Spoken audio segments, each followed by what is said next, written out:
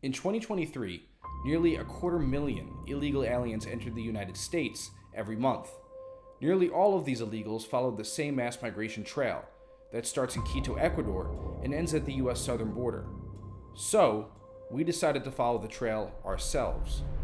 Along the way, we discovered secret Chinese staging hotels, crossed through the world's deadliest jungle, embedded with an illegal alien caravan, rode the Mexican train of death, and finally, were kidnapped by the Gulf Cartel, just hundreds of feet from the United States border. This video will expose the entire illegal alien pipeline for what it is: a United Nations weaponized migration agenda, masquerading as an organic humanitarian crisis. This agenda directly benefits cartels and human smugglers, exposes the United States to incredible geopolitical threats, and could potentially usher in permanent one-party rule.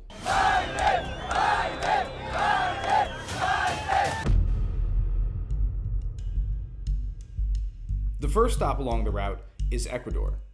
US-bound illegal aliens from all over the world first fly into the capital city of Quito due to the country's easy entry requirements. From here, aliens begin making their way towards Colombia. In the Ecuadorian border town of Tulcan, dozens of government and non-government organizations offer aid and instructions on how to navigate the mass migration trail. This map, provided by the United Nations, shows all of the migration-related organizations in Tulcan. Aliens receive aid in the form of legal assistance, food packages, healthcare, maps, and more. Some of this aid is incredibly bizarre. The United Nations International Organization of Migration, IOM for short, hands out pamphlets detailing how to put on a condom. It is clear that the intent of these organizations is to direct the masses of illegal aliens to the United States. Consider this map, which shows the route from Colombia to the United States and marks 12 US border crossing points with flags. Many similar maps are distributed by other organizations. This map, distributed by the Red Cross, shows the route from Panama to the United States in painstaking detail. On the back of the map, illegal aliens are encouraged to ride on top of freight trains to reach the United States border. It's worth noting that these maps direct aliens into incredibly dangerous territory, such as the Darien Gap, or cartel-controlled areas of Mexico. If this mass migration program were truly for humanitarian purposes, venturing into such territories would be discouraged. Not only are aliens risking their lives by following these instructions, but the United Nations is indirectly helping organized crime earn untold amounts of money by sending millions of people their way to be smuggled. These same criminal organizations notoriously rape women, rob innocent people, and execute their enemies. After crossing into Colombia from Ecuador, the next stop along the route is the city of Pasto. It was here that we discovered a secret staging point for Chinese illegal aliens headed to the United States. So right now we are in Colombia at the Cabañas Rio Mayo Hotel. And this hotel that we stumbled upon by accident is a major hub, a major transit point, meeting place for Chinese foreign nationals that are on their way to the United States. And last night when we were here, we were eating at this hotel restaurant, and we were the only foreigners that were not Chinese. I mean, literally the entire hotel is just Chinese foreigners. We spoke with the hotel staff here and they confirmed that. And while there are some women and children, it's mostly military-aged males. There's some right behind me right now, actually. One thing to note is that among all of the foreign nationals that are entering the United States illegally, the Chinese are among the most well-funded and the most sophisticated in the way they go about getting to the United States. Whereas the Venezuelans, for example, are very poor. They just trek up to the United States on foot in mass caravans. They don't have much money.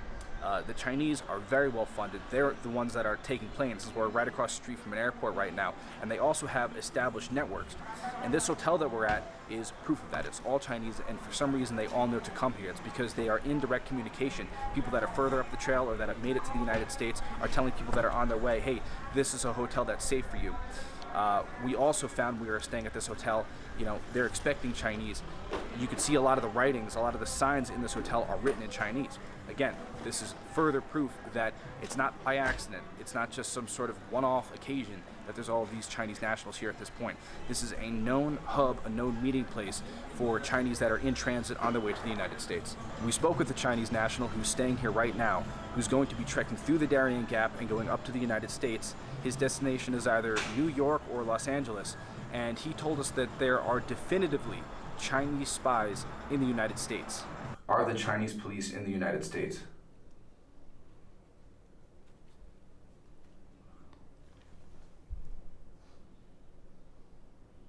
Yeah. Yeah? Yeah. Are you worried that the Chinese police can find you in the United States?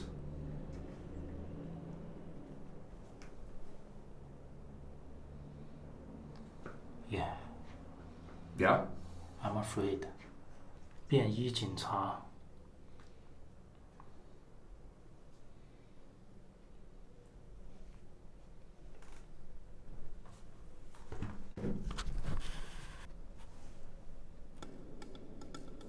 It is worth noting that this is not the only such hotel along the route. Another Chinese hotel was located in the town of Gana, on the outskirts of the Darien Gap. This hotel was secluded in the woods, away from any busy road. We were only able to snap a quick video of this hotel before the Colombian police told us to stop filming.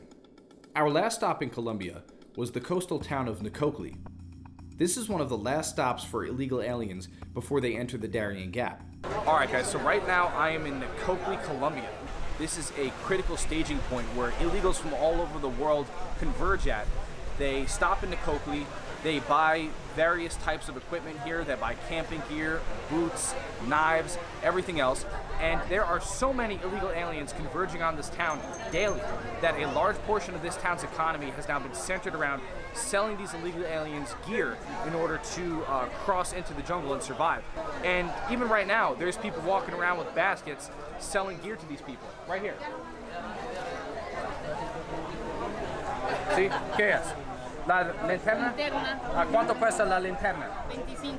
25? ¿Y cuánto cuesta aquí? 5,000.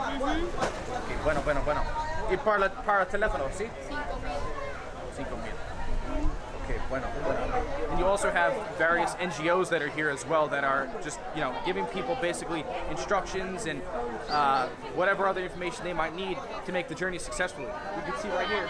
So, it's right here. This is the IOM.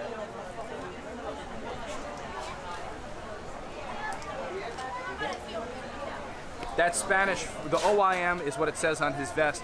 That's Spanish for the IOM, the International Organization of Migration. That's the migration arm of the United Nations. You can see here that he was kind of trying to turn away. He didn't really want to be on camera. Tienes que preguntar primero antes de grabar a las personas, por favor. Sí. Repite. Ask me. Oh, permission. So that's what's going on. He's from the OIM. That's the United Nations out here giving all sorts of aid. And then you have illegal aliens from all over the world that are about to get onto boats and go into the jungle. This is what it looks like. Hey, China? You guys from China? China. Hey, ¿a dónde vas? Hey. ¿A dónde vas? Estados Unidos, brother. Estados Unidos? Brother. ¿Qué país? No, ¿a dónde? Aquí, Venezuela. Venezuela. Vas a Estados Unidos. ¿Sí? You from Venezuela? Venezuela? You go America? Yeah. After Nicoclí, the next stop along the route is the Darien Gap, the lawless stretch of jungle connecting North and South America, where illegal aliens are frequently raped, robbed, or killed. The Darien Gap has 3 entry points: Akandi, Gana, and Querétaro. Unlike Akandi and Gana, which are in Colombia, Querétaro is in Panama. Illegal aliens are required to pay human smugglers for a boat ride in order to access this route. The Akandi and Gana routes, often chosen by poor illegal aliens, are notorious for incidents of violence and fatalities. Treks through these routes can last up to 5 days, and are done without much guided assistance. The Querétaro route, though still dangerous, offers a shorter journey of only 2 days, with guides leading aliens through the jungle. This reduces the risk of criminal encounters, but the added safety and smuggling fee to get from Colombia into Panama by boat make the Quereto route more expensive. This route is preferred by wealthier special interest aliens, such as the Chinese. Quereto itself is a primitive village, composed of simple huts, and is a community largely disconnected from the modern world. It serves as a landing point and staging place for illegal aliens before they enter the gap.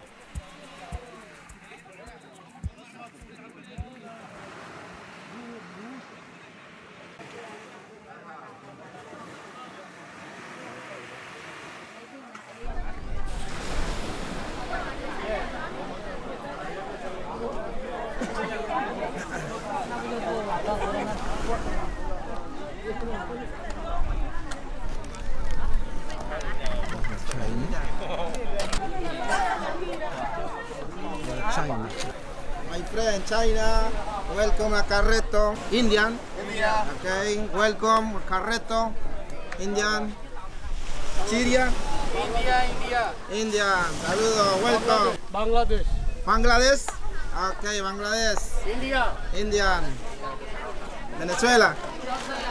Todo bien.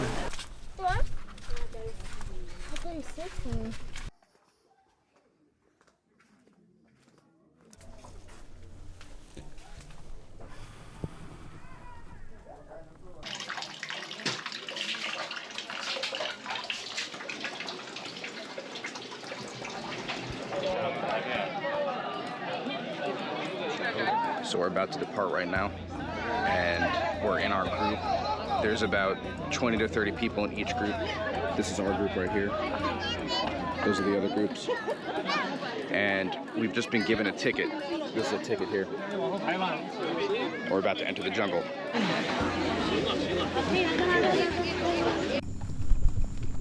We just entered the jungle. We're starting our trek through the Darien Gap.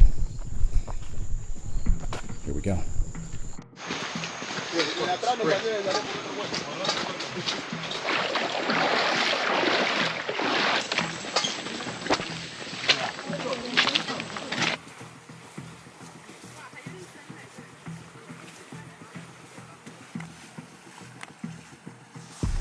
Alright, so right now I'm wringing out all my shit.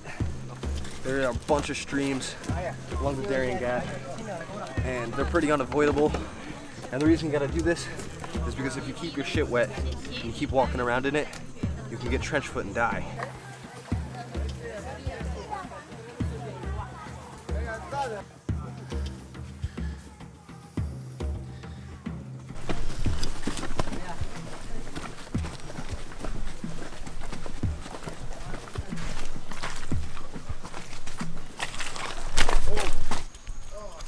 For the last few hours we've been wading through mud like this, and this just shows you how if you're underprepared in your footwear like we are, I mean we're wearing $200 hiking boots right now, but this is not the proper foot attire for this type of terrain, and so our feet are absolutely drenched right now, totally soaked with water and mud, and this is how you get trench foot, and your feet basically just start falling apart.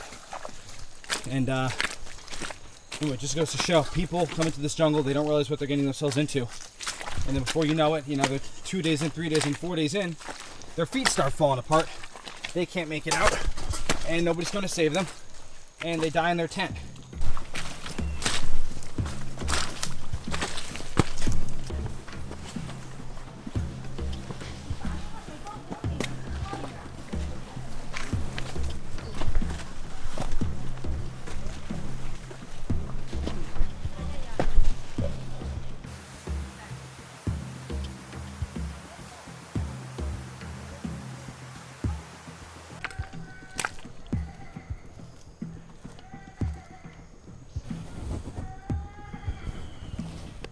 Okay, so we're like 7 hours into the hike so far, and it's very clear how people drop dead on this hike. Right now, we're even taking the easier route from Quereto.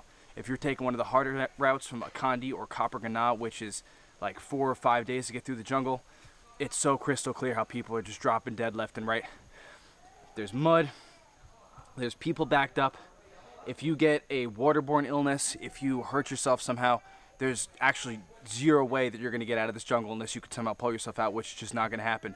And then add to that danger, people attacking you, criminals on the route. We've already seen very sketchy people walking by with, you know, machetes. We saw a guy with a rifle, people coming up to us asking us about our bags.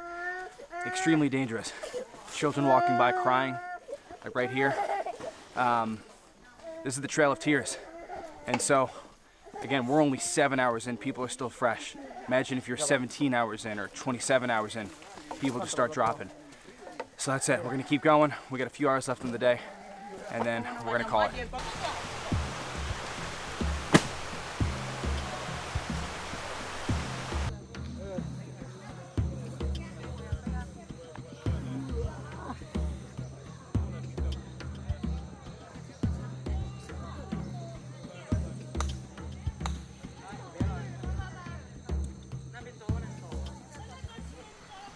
We're inside the Darien Gap. This is day number 2. We're just filtering out some water here. Last night was absolutely disgusting. We stayed in a jungle slum, which was just trash and shit and piss. The most disgusting place you can imagine, with little 5x5 clearings where people posted up tents so they could just take refuge from the most putrid odors of human excrement and rotting waste. Here we are, just trying to get enough water to last the day. We're trying to keep this filter on the DL because people walking by us are desperate. They don't have any water of their own. We got people walking up to us asking if they have any water. I can't sit here and pump water all day for people, so I'm handing them water pills. But there's people right here walking. Hey, amigo. Hey, ¿qué país? What country? What country? India. India. You go America? You going? Yes. Okay, good luck. So there you go.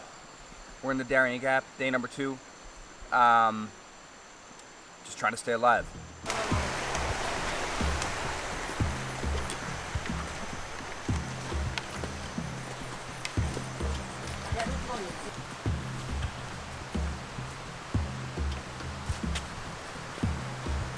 Why do you like Joe Biden? Joe Biden is a nice guy. You see, he opened the border for all the countries.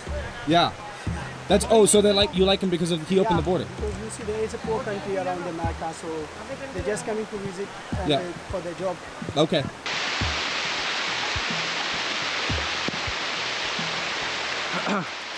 We're inside the Darien Gap.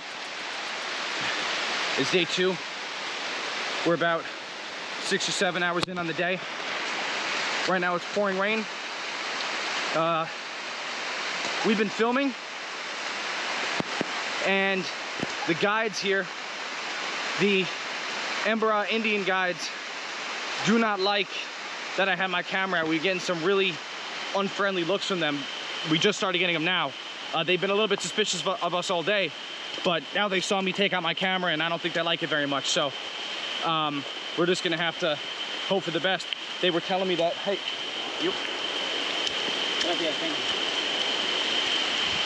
That's one of the guides right there, actually. We just gotta be careful because these guides do carry weapons on them. They do carry pistols in their bags. And if they wanna do something, I mean, if they wanna rob me or take my camera or do something worse, they could do it with no consequences. So this is where we're at, the Darien Gap jungle, the lawless stretch of land connecting North and South America. And it's probably about 3 hours until we reach the next camp.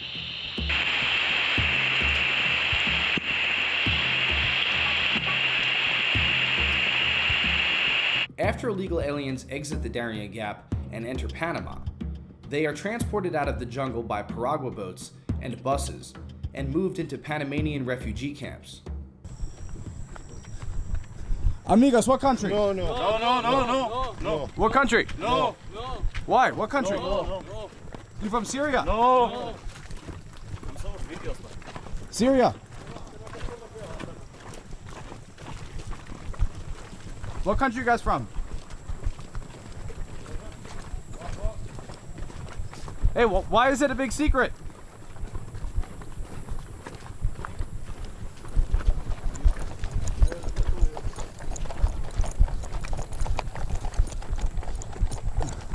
out of the bus. What's the problem? No. Why not? No. Whoa, what's the problem? You guys from Syria? You guys okay? It is here that illegal aliens are processed and given the aid and instructions necessary to continue their journey to the United States. So-called migration route maps can be found everywhere. The same UN-affiliated organizations seen earlier along the route also have a presence inside these Panamanian camps. A few on the scene include OIM, Red Cross, UNICEF, HIAS, European Union, Doctors Without Borders, UNHCR, and the Norwegian Refugee Council. From these camps, illegals are put onto buses and shuttled northward to Costa Rica. From here, illegals ride buses across Nicaragua, Honduras, and Guatemala until they reach the border of Mexico. We traveled to the Guatemalan border town of Tecunuman, where human smugglers, most likely affiliated with the Sinaloa cartel, charged us $125 each to be smuggled into Mexico.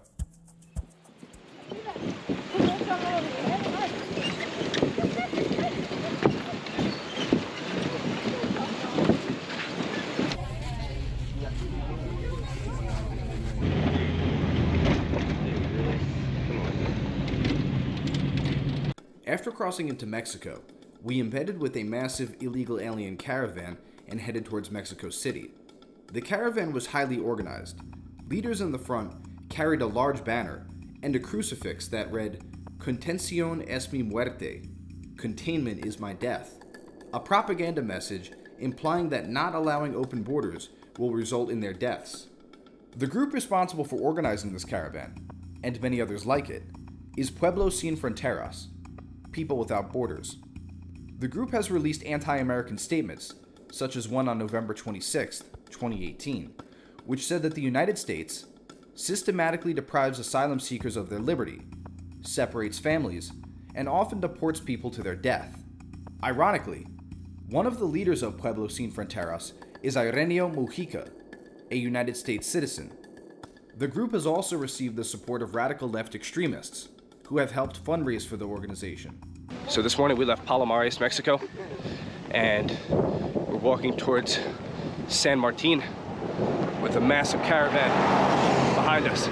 There's about 2,000 people in this group, and we've been walking for about 4 hours. We have at least that much more time before we get to the destination. ¿Qué país eres tú? Salvador, Honduras. ¿Sí? Aquí están todos los países. Aquí viene de todo, cubanos, venezolanos, nicaragüenses, hondureños, Guatemala, Colombia, Cuba. ¿Por qué todos le gusta el presidente Biden? ¿Por qué? Es un presidente que ayuda mucho al inmigrante. Es un futuro mejor, Biden. ¿Biden por todos? Por todos. Sí. No, pero ¿por qué los migrantes le gusta Biden? Porque Biden apoya Porque él apoya a los inmigrantes. Biden. ¿Es un mejor presidente de Trump? El presidente de Estados Unidos, Biden. ¿Tu opinión de Trump? Trump no sirve. Trump no quiere a los inmigrantes. Ok. Trump es un inmigrante y desecha al inmigrante.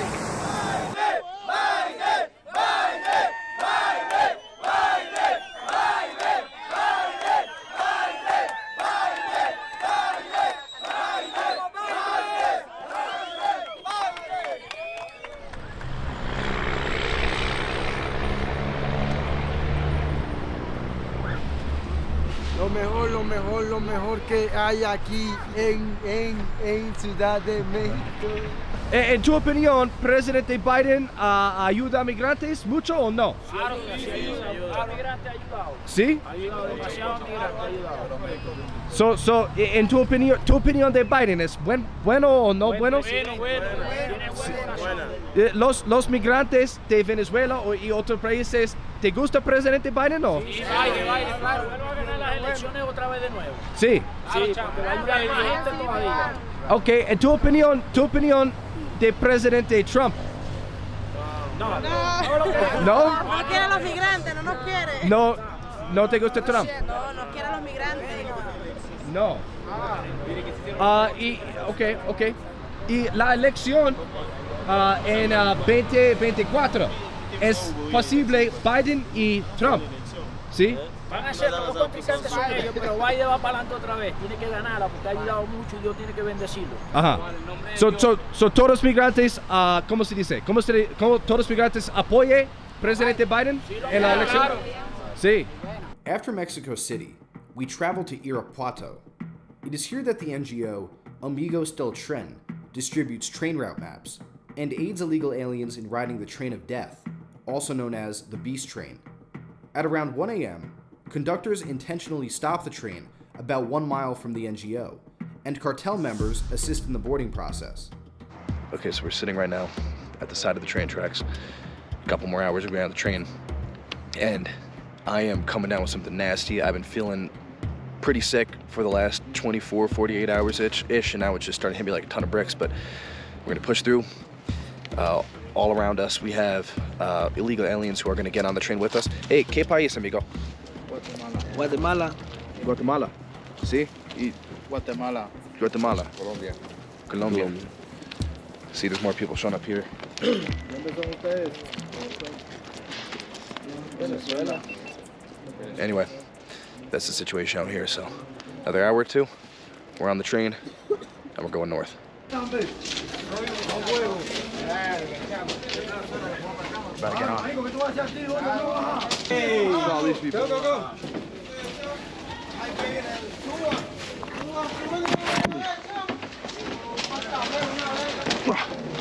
Para que reciba, mano. Just get on.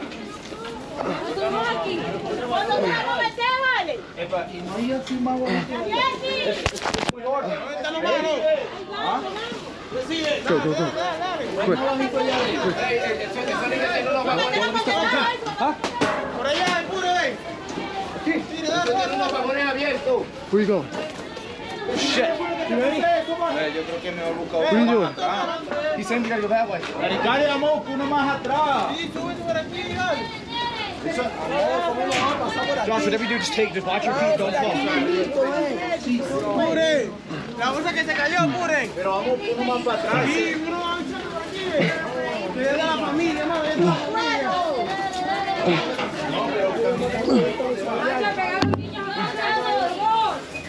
Oh shit.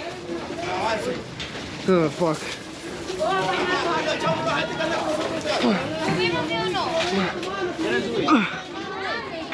So get on, brother. You got this. Don't hit that can. Head up. Taylor, toss it up. Toss it. You just gotta toss it. Camina por abajo entonces. ¿Cuál llave, mi niña? No sé ni para que no sepa que te pusiste hasta subiendo y venía y si no te puedo. Oh my god. That was so fucking scary.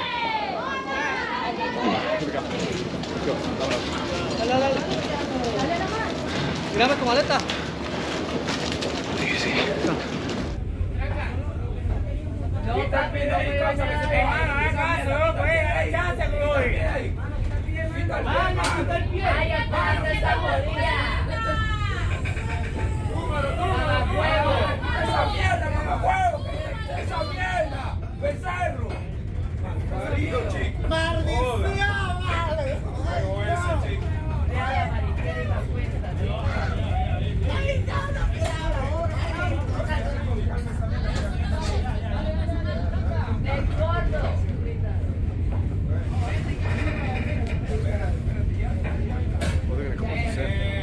Oh my god. Yo, imagine the pockets in here. No.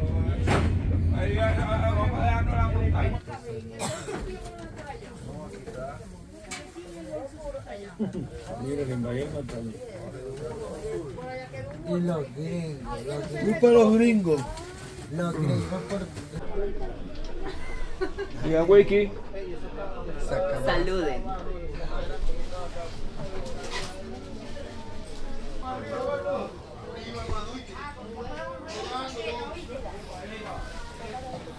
Migrantes prefiere presidente Biden o presidente Trump? Biden. Trump no lo queremos en ningún Sí.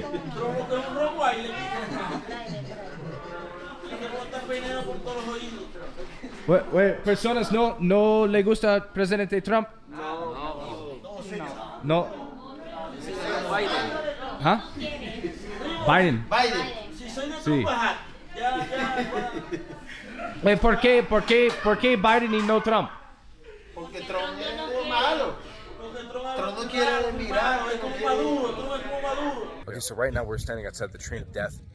We are just on the outskirts of the city of Lyon, and what's happened is our train has broken down. We're all standing outside of the train now. Something apparently happened to the conductor, and we have no idea if we're going to be stuck here for an hour or 10 hours or a day or multiple days. So we're going to start walking, and this territory is controlled by criminal elements, and we're not too sure what's going to happen when we start walking here, but we're making the executive call to just go for it.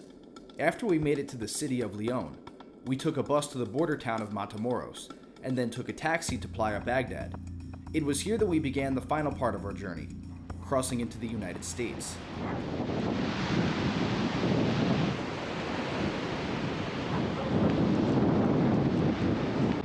Okay, so right now we are at Playa Baghdad. This is south of Boca del Rio Bravo, which is going to be the place from which we attempt to cross into the United States. You can see the weather today is absolutely nasty. It's been storming and raining out, so we just got to hope that we don't run into some sort of rip current or lose our bags in the process here. We're gonna be walking a few miles, maybe more, down this beach in order to get there, and hopefully we don't get picked up by human smugglers along the way. As you know, Anthony and Josh's brother from muckraker.com got kidnapped yesterday. They were stopped by members of the Mexican drug cartel because in this area of the US-Mexico border, it's the cartel who rules, not America. Earlier this week, you were kidnapped, I understand, at gunpoint by the Gulf cartel. You and I believe your brother, correct, were allegedly bounded, blindfolded, and forced to sit on your knees. This all happened by the Rio Grande. At one point, you were kidnapped. Correct. You were taken hostage. You were blindfolded. Yep. Tell us about that event. That must have scared the shit out of you. A few weeks ago, you got kidnapped on your way back up to Texas. That's correct. So, after riding the so-called beast train and embedding with a massive caravan of these people, we were going to cross into the United States. The area that we decided to cross, though, is right across the river from Boca Chica, Texas. And that's where Elon Musk's SpaceX is. And there were numerous reasons why we chose that location. I mean, we could have crossed in countless other areas for sure, but we chose that location. Number one, because that would be incredible if we could show that right across from this critical spaceport, you could just cross right into the United States. And then we also figured, okay, we're walking up a public Mexican beach. Elon Musk's SpaceX is right there. Surely if there's any point that we were just going to walk across, this seems like it would be a relatively safe spot. Completely incorrect, actually. So we start walking up this beach. It's called Playa Baghdad. That's basically the last road that you can stop at before you have to just walk up coastline all the way up to the Rio Grande, where that spits out to the Gulf of Mexico. We are walking up this beach, we being my brother Joshua Rubin and I. As we're walking up this beach, a truck stops us. And they basically say, hey, listen, get in the truck right now, okay? We're going to take you back to where you came from. We're going to forget this ever happened, and you're going to go on your merry way. In hindsight, that was my warning. I should have got in the truck and done it. But for numerous reasons, I was not going to do that, of course. Number one is just safety. I'm not just going to get in your truck. Number two is I have to complete the mission. Basically, I said, no, I'm not getting in your truck. I don't know who you are. And, I have to get to the river. I just told them I was a photographer trying to take photos, right? They call up some supposed buddy of theirs who's down there by the river, and they say, hey, listen, I called my buddy. You now have to get in the truck with us. There's no choice, because if you walk down there by yourself, it's going to be trouble for you. At this point, I really got no choice. We get in the car. We start driving north. Again, now we're headed towards the United States. Now, at this point, we're literally a couple hundred feet from the U.S. border. This man that they had called on the phone gets in the car. And as soon as this guy got in the car and I could see who he was, I was like, oh, this is not a guy I want to be in. Like, this is getting bad. Like, this situation's solely not in my control. They whip the car around. They start driving down south. This man who got in the car gets on the phone with the woman. They start rambling in Spanish. I don't really know what they're saying. Puts me on the phone with her, and the lady says, listen, I don't know what you're doing, but you're supposed to pay $500 to cross in this area. I didn't say I was trying to cross. They just inferred that. And she says, it should matter, like bluntly. She wasn't like trying to tell me I was going to be a kid, just bluntly. She's like, you're in the hands of the cartel. You didn't pay them. So, and now you are being taken by them. You're going to be handed off to a group of armed men. As we're driving inland, something interesting happens. I'm actually filming them secretly on my phone. Had they caught me doing that, I could have been killed. We drive about 10 minutes inland. We unpack our bags, and they see our camera gear and they see the drone, and they start flipping out. Oh, yeah, they start bugging. They're like, "What is going on here?" Then they start searching through all of our data. They search through my phone, and I'm worried this whole time, like they're gonna find that video that I took of them, and I don't even know what they're gonna do. But I just don't think he saw it. They put us on our knees, take hostage type photos. They accuse us of being intelligence and military guys. They're checking us for wires, going through every bit of our bag. Another truck now has pulled up with 4 more armed men. They took my brother. They got him pinned up against the truck. And, I'm thinking if these people think that we're somehow intelligence guys or, military, I mean, we could have a bullet put on our head straight up. And at one point, one of these men points to my drone and holds a pistol to his head. I'm taking this as a death threat. They end up tying up our hands. They throw a blindfold on me. They didn't have one for my brother, so they just pull the hood over his head of just jacket that he was wearing, throw us in the back of the truck, and basically say, you're part of an investigation. We're going to see El Jefe. I'm like, how much money do you guys want? What do you want? We'll go to ATM right now. We'll pull it out, and they won't have it. They're like, no. They're like, we're going to see the boss, El Jefe. I don't know where we're going. I'm blindfolded. My brother's got his head down with the hood over his head. As we're driving throughout Mexico, they're deeper into Mexico. They're making stops. People walking up to the truck, whispering about us, saying, intelligentsia or military. They're smoking pot in the car. They're making more stops, driving down dirt roads. And as we're doing this, I'm actually whispering to my brother. I'm like, man, if you can, start loosening up your hand straps, because I don't know if we're just going to have one opportunity to make a go at it before they execute us. I mean, I had no idea what was going to happen. And then eventually, after driving down all these dirt roads, the doors open up and the blindfold comes off, and they tell us to get out of the car. We're in the middle of an abandoned field. I mean, literally, I thought they might kill us right here, but that's not what happened. They took all of our electronic gear. They laid it down in front of us. They pull out a crowbar. They smash all of our gear to little bits and pieces. I mean, they were literally bits and pieces on the ground, and they smashed the bits and pieces. And then that was it. And then they loaded us into a truck, and they dropped us off at the port of entry. Basically tell us not to come back ever again. The United States is in a state of undeclared war.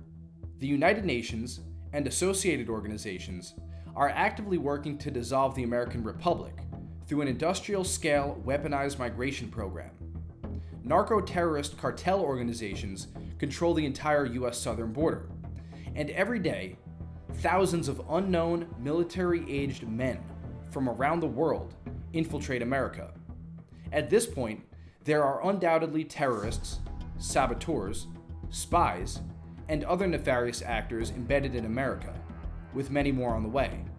There is also an ever-increasing threat of the establishment of a permanent one-party state. As you have just seen, the majority of these illegals support the Biden regime. The harsh reality of this invasion can no longer be ignored, and its effects will only grow worse over the years to come. Schools, which once served to educate the next generation of Americans, now serve as illegal alien shelters. Every night, thousands of veterans sleep homeless in the streets, while illegal aliens, who have contributed nothing to America, sleep in hotel rooms for free. Major American cities are watering down the votes of law-abiding, tax-paying citizens by granting suffrage to illegal aliens. This new voter base has already shown blatant disrespect for the laws of the United States by entering the country illegally.